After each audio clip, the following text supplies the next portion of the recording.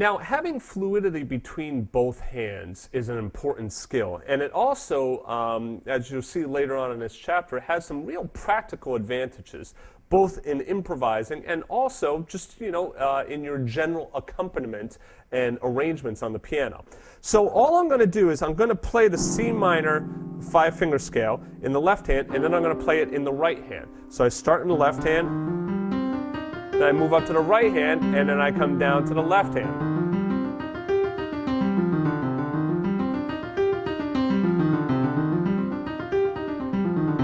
Okay? And now, a couple of things to focus on.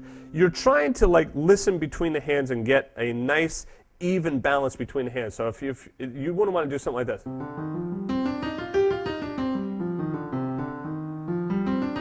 Or do.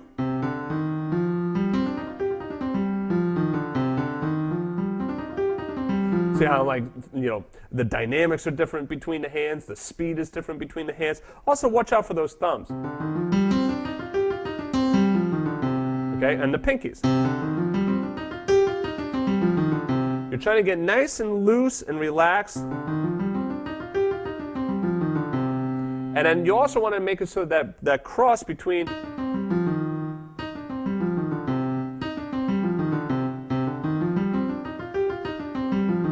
is nice and fluid, so you're not doing this.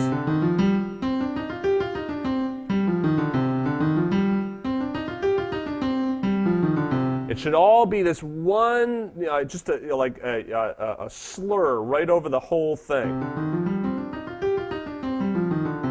Okay? And you can end there, all right? Or you can just keep going.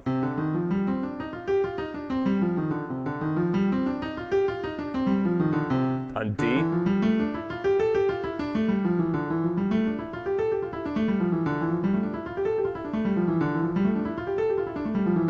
Notice also what I'm doing with that left hand. It's almost like I'm conducting in a way. I'm trying to stay nice and loose.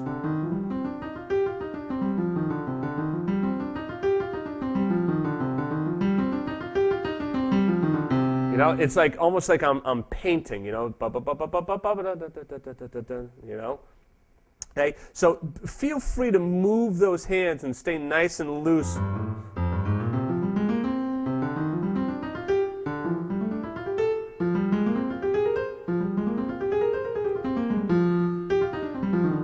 And you'll notice when you're improvising,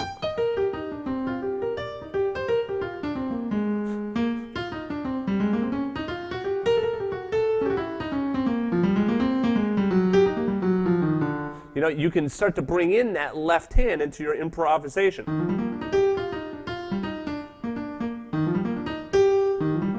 See how I like bringing that left hand in for a couple of notes.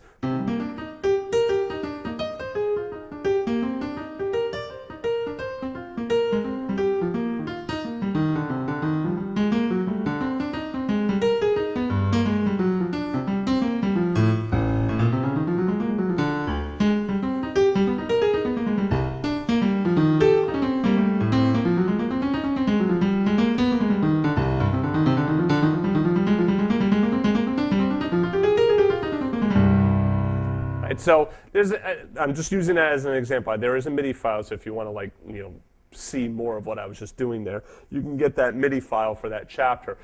But what I'm trying to demonstrate is how I can use that left hand in my improvisation. The left hand doesn't have to be relegated just to playing chords. You play chords only, that's it, or a bass line. It's like, no, you can do more melodic stuff with that left hand. This is a great way of starting to bring in that left hand for a melodic function.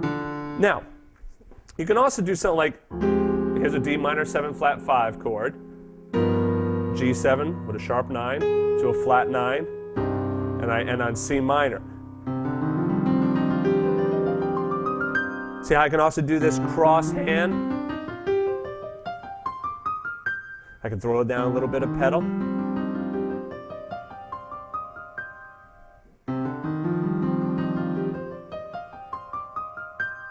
So you see how I cross over that hand? That's a nice exercise to practice as well.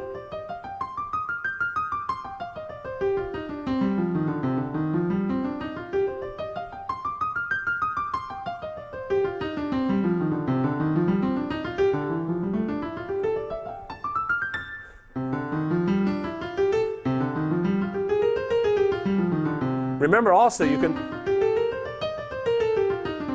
we can do something like this. I'll get into the full scale later, but you can take these scales and start to break them up between the hands as well, which, like I said, I'll talk about that later. But for right now, just try doing C minor and D minor over here in the right hand.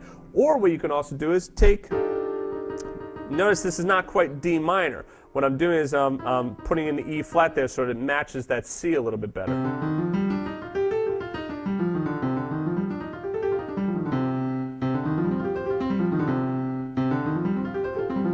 I'm not going to talk about, I don't have this one written down, but this is a nice one as well.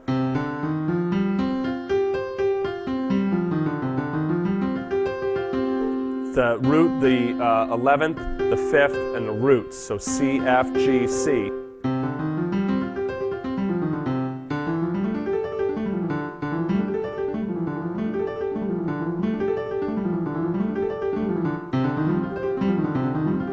I mean, you hear that speed and the fluidity that we're trying to create. These are exercises that will help. And actually, this is all very practical. This is stuff that you can bring into your improvisation and arrangements pretty quickly. You know that?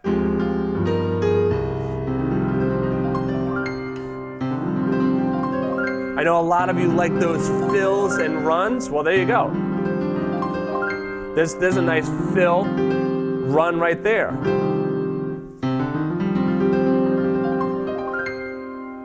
Okay? And then you can also, do that same thing in the left hand. Okay, you can try working on that. But it's all based around this concept of moving between the hands. That's the main thing that you want to focus on. Focus on that. It's moving between the hands, getting the fluidity between the hands. Do a F major.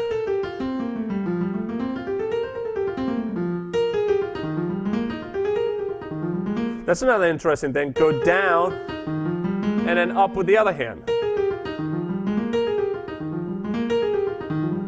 That's interesting. That's challenging, especially on that E flat.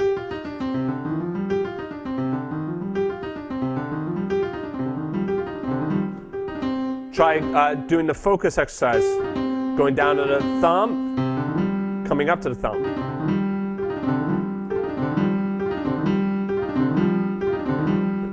You know, that target.